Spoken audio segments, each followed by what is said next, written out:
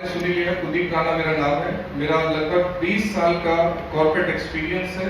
Qualification से MBA हूँ और कई लीडिंग ब्रांड्स के साथ नेशनल इंटरनेशनल लेवल के ऊपर मैंने जॉब की है। आज से 12 साल पहले लगभग मैं रीजनल मैनेजर के लेवल पे था एसडीएफसी के साथ, और करीबन 8-10 ब्रांच मैनेजर्स मुझे रिपोर्ट करते थे। बहुत बड़े ग्रुप को हैंडल किया, बहुत बड़ा एक्सपीरियंस मेरा कॉर्पोरेट का रहा। मैं ऑस्ट्रेलिया में भी रहा हूँ। ऑस्ट्रेलिया में मैं एक बिजनेस हेड था एक ऑस्ट्रेलियन कंपनी के साथ एडिलेड के अंदर, और वहाँ इंडिया में मेरा पैकेज था लगभग 12 लाख रुपए 2008 में। मेरे ख्याल से 1 लाख रुपए महीना आज की अच्छी इनकम होती है, लेकिन आज से 12 साल पहले 1 लाख रुपए महीना की सैलरी ले रहा था। उसके बाद ऑस्ट्रेलिया में रहा हूँ। ऑस्ट्रेलिया में I was getting 85 lakh rupees per year, 85 lakh रुपए साल का मैं ले रहा था। फिर भी मैं इस बिजनेस के अंदर, जिसको बहुत लोग करना नहीं चाहते और बहुत लोग कहते हैं ये मेंबर बनाने वाला काम है, ये चेन सिस्टम है, ये बंदे जोड़ने वाला धंधा है, ये सामान बेचने वाले लोग हैं। कॉमन सेंस की मैं हमेशा बात करता हूँ। कॉमन सेंस के बारे में एक लाइन बोली जाती है, common sense is very uncommon in common people. क्यों बोली जाती है लाइन? क्योंकि सब कुछ देखते हुए समझते हुए हम कुछ चीजें नहीं समझ पाते। इतने बड़े पैकेज और इतने बड़े प्रोफाइल के ऊपर होते हुए मैं नेटवर्क मार्केटिंग बिजनेस कर रहा हूं, जिसको लोग को ये बिजनेस ही नहीं लगता। ऐसा क्यों? देखो, दो ही बातें हो सकती हैं।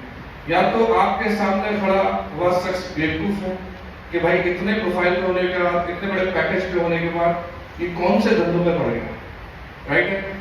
या दूसरी बात कि मुझे समझ में आ गया कि वाकई कुछ बड़ा है।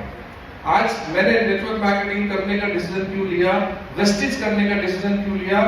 क्योंकि वेस्टेज के अंदर कोई 1 करोड़ रुपया महीना भी कमा रहा है, इसका मतलब कमाया जा सकता है। एक रास्ता है जहां पर बड़ा किया जा सकता है। ये सोच के नेटवर्क मार्केटिंग बिजनेस में आया।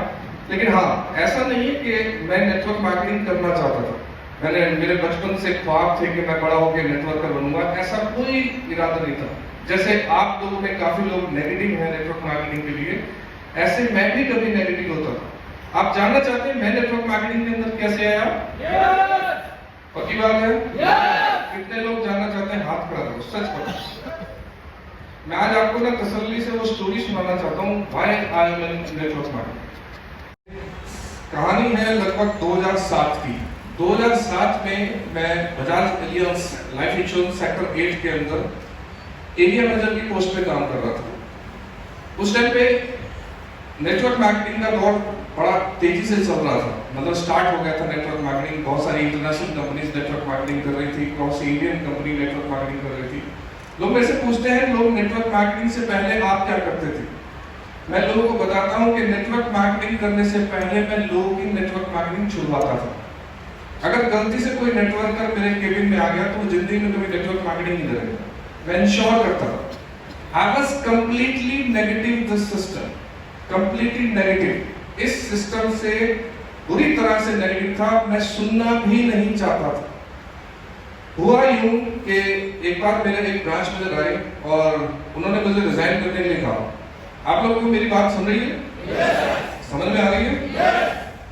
रिजाइन करने के लिए बोला। कहते हैं सर मैं रिजाइन कर रहा हूँ।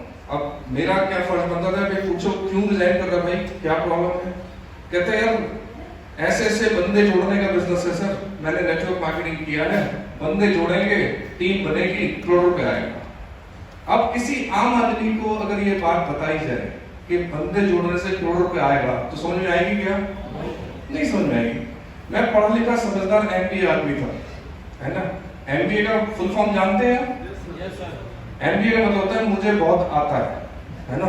तो मुझे लगता था कि मुझे बहुत आता है, तो मैंने कहा चुप करके नौकरी कर ले, 5-6 लाख का तेरा पैकेज है, दोबारा मिलने वाला है नहीं। नेटवर्क मार्केटिंग करेगा तो बर्बाद हो जाएगा, ये काम नहीं चलते। जितना जोर मैं लगा सकता था मैंने उतना जोर लगाया, लेकिन वो शख्स भी थोड़ा जिद्दी आदमी था, ट्रेनिंग करके आया था और माना नहीं, रिजाइन करके चला गया। अब कॉर्पोरेट के अंदर क्या होता है कि अगर आपका जूनियर रिजाइन करके आया था तो वैसे ही खुंदक हो जाती है उससे, है ना? कि हमें बीच धार में छोड़ गया, एक सीखा सिखा बंदा नौकरी से रिजाइन किया, दूसरा ढूंढना पड़ेगा। तो मेरा उसके साथ लिंक टूट गया, बातचीत बंद हो गई। उसके बाद मैं हिमाचल पोस्टिंग रहा हूँ, मैं हिमाचल, मेरी प्रमोशन हुई, मैं हिमाचल चला गया। हिमाचल में धर्मशाला, पालनपुर, हमीरपुर, ऊना, ये ब्रांचेस मेरे अंडर हुआ करती थी। वहां पे प्रमोशन ली, सीनियर एरिया मैनेजर बना, वापस चंडीगढ़ आ गया। चंडीगढ़ में आया, सेक्टर 8 ब्रांच का हेड किया मैंने। उसके बाद मैं रीजनल मैनेजर बना एसडीएफसी के साथ। लगभग 3 साल इस बात को बीत गए। 3 साल के बाद मुझे याद है सेक्टर 34 के अंदर ड्रॉप इन रेस्टोरेंट होता था, अभी है नहीं है क्या?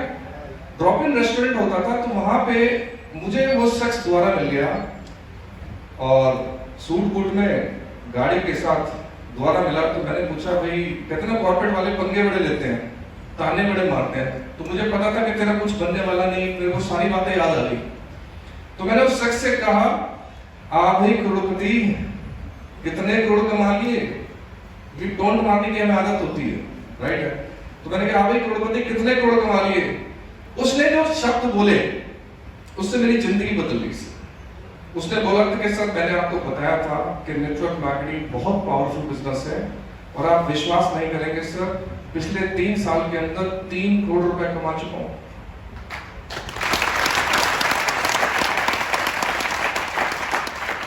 अब सोचो मेरा क्या हाल हुआ होगा। आपने एक मूवी देखी है 3 इडियट्स, उसका एक डायलॉग बड़ा फेमस हुआ है, दोस्त अगर फेल हो जाए तो दुख होता है, लेकिन दोस्त अगर पास हो जाए तो बहुत दुख होता है ना?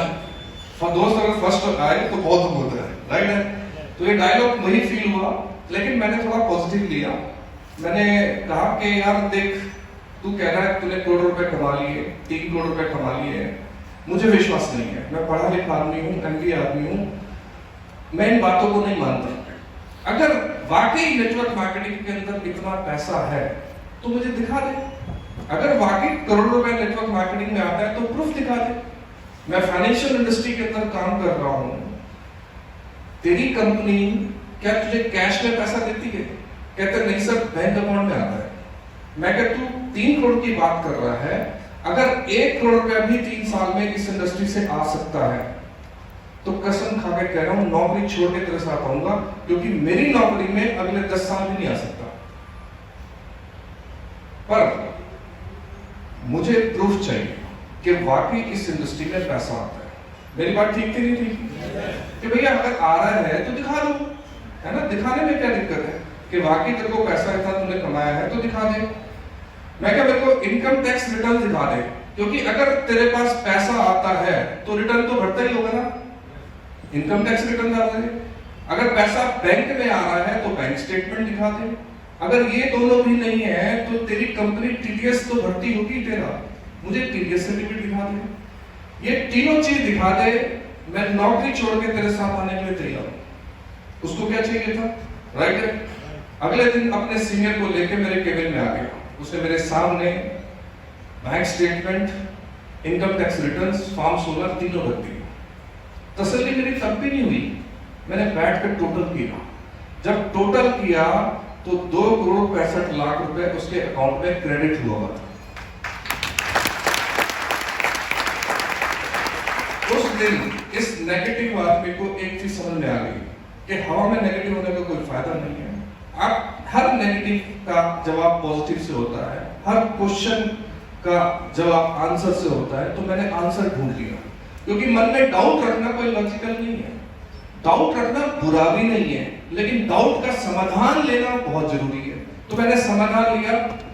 यकीन मानिए, लोग पार्ट टाइम नेटवर्क मार्केटिंग करते हैं और मैं कहता भी हूं कि पार्ट टाइम करनी चाहिए स्टार्टिंग के अंदर।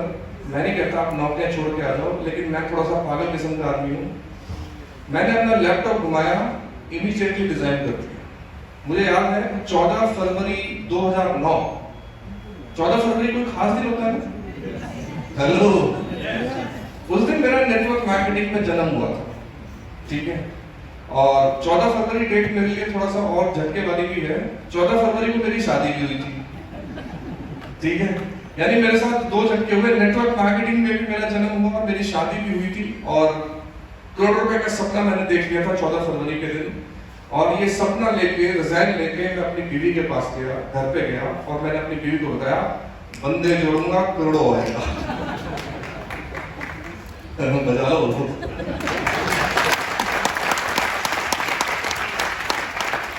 अब मोटिवेट होके मैं बीवी के पास तो चला गया।